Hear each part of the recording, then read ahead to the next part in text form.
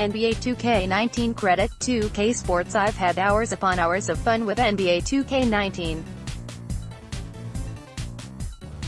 In fact, I've probably played this version more than any of the 2K releases since NBA 2K11-14. Because of the extended hours I'm spending playing the game, I've been able to analyze the inner workings of the game even more this year. It's led to some discovery of quality, and it has also uncovered some troubling issues. I have a piece I'm developing for Sunday that points out an underrated feature that I'm convinced most users ignore, but in this article, I'm going to break down a major flaw in gameplay. In a vacuum, the issue is badges, but it's a little deeper than that simple word. This issue affects every mode, but I'm most specifically going to be referencing traditional NBA or My Team play, and not Park or Pro-Am. Let's get into the problem with badges. Overpowered badges. I'm not going to suggest doing away with badges.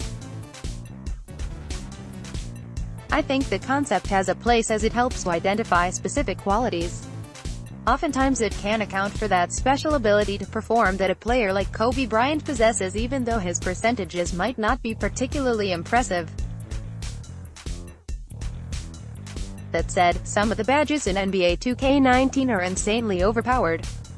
First and foremost, the Limitless Range badge makes the game unrealistic when playing with someone who has good shot timing. It's almost impossible to guard multiple shooters 25+ feet away from the basket, especially if they don't have the ball.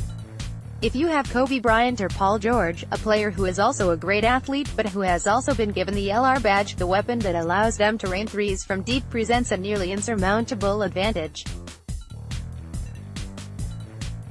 Quite frankly, if you're a simhead, the gameplay can be a turnoff because as great as those guys are and were, the game makes them great but in a cheap and less than authentic way. More than anything, 2K is guilty of breaking the game and some key basketball rules in an effort to make great players great. It's an understandable conundrum, but the result is brainless basketball. While three-point shootouts are okay sometimes, but when it begins to feel as though every game is going to come down to the same things, and none of those things align properly with the real sport, the experience gets downgraded. Far too many players have the best badges. The LR badge isn't the only one that is up. Also, there are far too many players with badges. I scrolled through a number of players on the current roster, and I was shocked at some of the badges given to players in the game. Boston Celtics Kyrie Irving has the Chase Down Artist badge. Really? These blocks back when he was with the Cleveland Cavaliers aren't enough to give him that badge. It's only a bronze, but it shouldn't be there at all. The definition says, terrific transition shot blocker. That statement and Irving don't go together. NBA 2K19 credit, Brian Mazik, NBA 2K. I know Isaiah Thomas of Detroit Pistons fame was a heck of a player. In my opinion, he is the greatest player in NBA history. 6 feet 2 inches and under, don't at me. But how in the world does he have a Hall of Fame bruiser badge?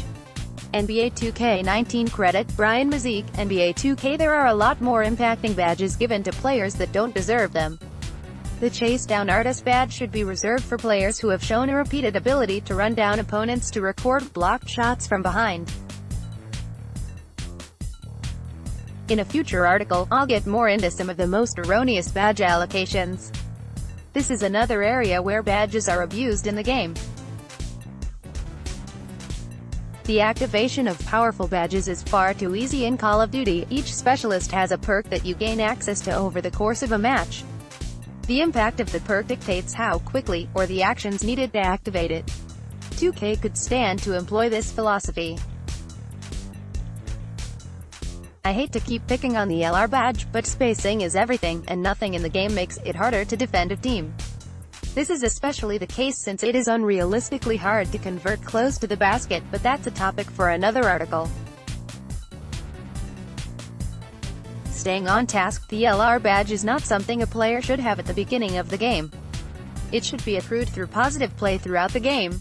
This is the way the takeover dynamic works, but things should be peeled back a level. I like the takeover concept, but players should have to activate their badge first, and then go into takeover if they have really hit their stride. Most players need to create a sweat or to find a groove before they come out bombing from 25 feet or draining contested threes. Obviously, some badges can be immediate, such as Pick and Roll Maestro, but the ones related to shooting from distance should have a longer activation process.